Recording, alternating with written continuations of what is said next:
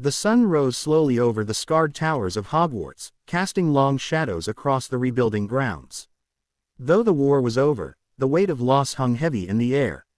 Rubble still littered the edges of the castle, portraits whispered in hushed tones about the final battle, and even the ghosts drifted silently, as if afraid to disturb the fragile peace. Harry Potter stood quietly near the courtyard, his eyes tracing the stones he once knew so well. The boy who had survived Voldemort's curse, defeated him, and ended the war now found himself searching for what came next. Peace felt strange, almost uncomfortable, as though his life had been shaped too long by battle. Ron Weasley joined him, hands stuffed into his pockets, looking both older and more tired than his age. "Still standing here, mate. You'd think you'd had enough of these walls," he muttered, trying to sound casual but unable to hide the sadness in his eyes. Harry gave him a small smile. "I just keep thinking how many of them didn't make it to see this morning." Ron shifted uneasily, not wanting to talk about Fred, but the silence between them said enough. Hermione appeared from the direction of the library, her arms full of scrolls and books. "Professor McGonagall says we should help with the restoration spells. If Hogwarts is to stand again, it needs more than bricks, it needs memory, protection, and care." Ron rolled his eyes but followed her, and Harry, as always, went with them. The Golden Trio might no longer be students, but the castle still needed them, and deep down, they still needed it too. The world outside Hogwarts, however, was stirring with unease. A month after Voldemort's defeat, the Ministry of Magic began receiving reports of strange magical incidents. Shops in Diagon Alley destroyed by black flames that refused to die, families attacked by curses unknown even to Aurors, and whispers of a new name rising among the shadows, the Heir of Shadows. Kingsley Shacklebolt, now serving as minister, invited Harry to his office. "You are more than a symbol now," Kingsley told him, his voice steady but urgent. "The people look to you as a leader. We need your help once again. Darkness doesn't die so easily." Harry hesitated. He wanted a life with Ginny, a quiet life without battles.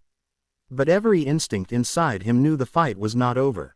Meanwhile, each of his friends followed their own paths. Ron worked with George at Weasley's Wizard Wheezes, trying to fill the void Fred had left behind. Laughter came harder now, but he stayed by his brother's side, refusing to let grief swallow them both. Hermione poured her heart into restoring Hogwarts, guiding frightened younger students and helping McGonagall weave protective enchantments over the castle. Ginny pursued her Quidditch career with fierce determination but visited Harry often, sensing that something heavy still rested on his shoulders. Trouble grew darker when one night, the trio was called to investigate a burned section of Knockturn Alley. The flames bore no source, yet they whispered as if alive, speaking in a language Harry had only heard once, Parseltongue. Hermione paled at the discovery, insisting this was not ordinary dark magic but something much older. Ron muttered nervously about how every time they thought it was over, another monster appeared. To everyone's shock, Draco Malfoy approached Harry days later. He looked thinner, paler, but there was no arrogance in his voice. "I know things," Draco admitted quietly, his gray eyes uneasy. "There are people, former supporters of the Dark Lord. They're gathering again, but it isn't to bring him back. They follow someone else now. They call him the Heir of Shadows. If you want to stop them, you'll need me." Ron immediately refused, but Harry saw the truth in Draco's expression. He was not the boy who once mocked them in corridors. He was a man haunted by his family's mistakes, desperate to prove he could be more. Against Ron's protests, Harry agreed to let Draco help. Their uneasy alliance led them into a series of dangerous missions. At Gringotts, they discovered hidden vaults even goblins feared to touch, filled with cursed relics sealed away since the time of the Founders. In Albania, where Voldemort once hid, they uncovered ruins that pulsed with a magic so old it made even Hermione falter. Piece by piece, they realized the cult was not seeking to resurrect Voldemort at all. He had been a vessel of fear, but their true goal was greater, to unleash a being that predated Voldemort, an ancient shadow bound behind the veil of death. Harry felt the veil's call stronger than ever when they returned to the Department of Mysteries.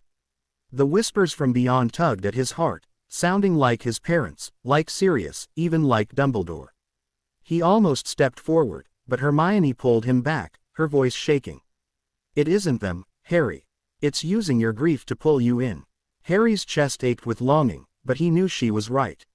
As the cult's power grew, attacks became bolder. Families vanished overnight, and Muggles began to experience strange magical storms. The wizarding world trembled, and whispers spread that perhaps Voldemort's fall had only unleashed something worse. The heir of shadows revealed himself in the ruins beneath an abandoned castle, a figure cloaked in living darkness, wielding power that bent reality itself.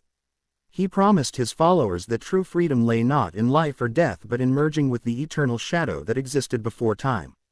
The final battle erupted beneath Hogwarts itself, in catacombs sealed by the founders centuries ago. Massive stone guardians came alive, ancient curses cracked the walls, and the air shook with dark energy. Harry, Ron, Hermione, Ginny, and even Draco fought side by side, their spells lighting the blackness.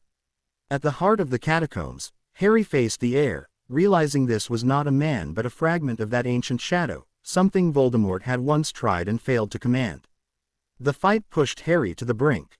The shadow offered him what he wanted most: reunion with his parents, freedom from burden, peace at last. For a moment, Harry almost gave in. Then he remembered Dumbledore's words: "It is our choices, Harry, that show what we truly are." Looking to Ron and Hermione, seeing their loyalty, their love, he found strength. Ginny's voice echoed in his heart, pulling him back from the edge. Together, with a binding spell that fused their magic, they sealed the shadow away once more, not destroyed but locked where it could never rise again. When the dust settled, Hogwarts was scarred but still standing.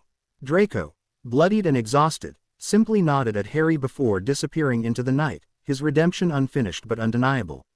Ron leaned heavily on Hermione, who was already planning new protections for the school. Ginny wrapped her hand around Harry's, grounding him in a way words never could. As dawn broke over the castle, Harry stood at the tower, watching light spill across the grounds. For the first time, he understood his destiny fully. He was not the boy who lived, not even the chosen one. He was a man who had chosen, again and again, to fight for love, for friendship, and for hope. Behind him, children's laughter rose in the hallways as young students prepared for lessons, proof that life went on, proof that darkness would never truly win as long as light endured. The season closed with Harry smiling faintly at the sunrise, Ginny standing quietly at his side, Ron and Hermione hand in hand, and the promise of a future where the story of magic would continue in new hearts, unbroken and unafraid.